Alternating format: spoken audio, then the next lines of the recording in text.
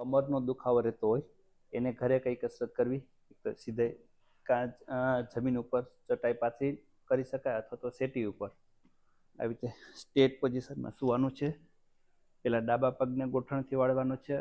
અર્ધ પવન મુક્તાસન, બંને હાથમાં આવી રીતે ચાપડો બનાવી પગને જેટલો ખેંચાય એટલો આપણે ખેંચવાનો છે.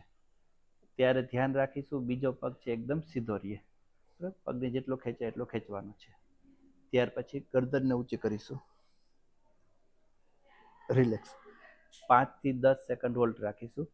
ત્યાર પછી જમણા ગોઠણથી જેટલો પગને ખેંચાય એટલો ખેંચીશું. ત્યારે બીજો પગ છે સીધો રાખીશું. આને કહેવાય અર્ધ પવન મુક્તાસન. જેને કબજિયાત, પેટ સંબંધિત તકલીફ રહેતી હોય એમાં પણ આ કસરત ફાયદારૂપ થશે. ત્યાર પછી પૂર્ણ પવન મુક્તાસન, બંને પગને એક સાથે ગોઠણથી વાળવાના છે. હાથનો ચાપડો બનાવી પગને ખેંચવાના છે.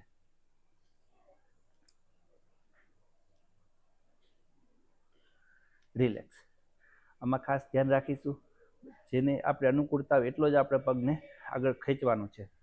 કોઈનું વજન વધારે હોય અથવા તો ઉંમર મોટી હોય તો આપણે જેટલું સહન કરી શકીએ એટલા પગને ખેંચવાના. આટલા ખેંચીશું તો પણ ચાલશે. પછી ધીમે ધીમે ધીમે દરરોજનો અભ્યાસ થશે તો પગને આપણે આવી રીતે ગરદન અડાડી શકીશું. રિલેક્સ. બરાબર, આ કસરત આપણે 10 થી 15 વખત સવાર સાંજ કરીશું. ત્યાર પછી બ્રિજ એટલે કમરથી આપણે 4 થી 5 આંગળ જેટલું ઊંચું થવાનું છે. કમરને હોલ્ડ કરીશું 5 થી 10 સેકન્ડ. રિલેક્સ. ફરીથી પવન મુક્તાસન કરીશું. રિલેક્સ. ફરીથી બ્રિજ એટલે કમરથી ઊંચા થશું. 5 થી 7 સેકન્ડ સુધી હોલ્ડ રાખીશું. રિલેક્સ. આ કસરત આપણે 10 થી 15 વખત રિપીટેશન કરીશું. ત્યાર પછી બીજી કસરત છે મર્કટાસન. બંને હાથ ખંભાને સમાંતર પોળા રાખીશું. બંને પગ એક સાથે ગોઠણથી ભેગા રાખીશું. પગની પિંડીથી ભેગા રાખીશું. ડાબી બાજુ એક સાથે નમાવીશું. જોવાનું વિરુદ્ધ દિશામાં એટલે કે જમણી બાજુ.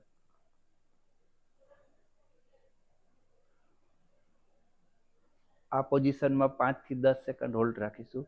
ત્યાર પછી વિરુદ્ધ દિશામાં.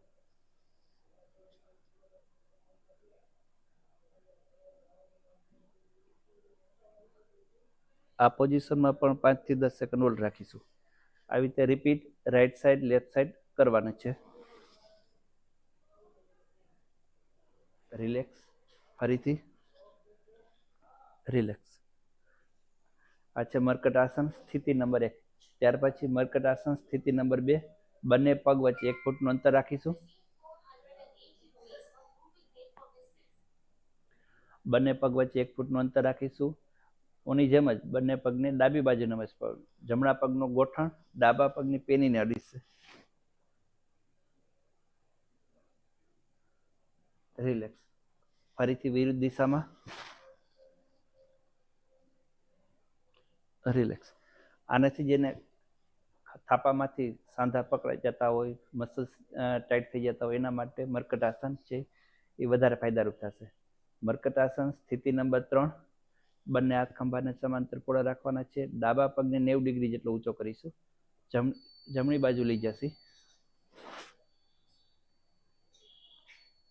રિલેક્સ.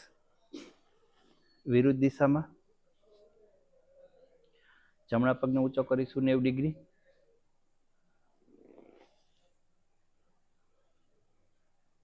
રિલેક્સ. આ મર્કટાસન સ્થિતિ નંબર 3 એ ફરજિયાત નથી, આપણે અનુકૂળતા પ્રમાણે સ્નાયુની મજબૂતાઈ જોઈને પછી કરવાની છે. સ્થિતિ નંબર 1 અને સ્થિતિ નંબર 2 એ કમરના સ્નાયુ મજબૂત થાય એના માટે છે.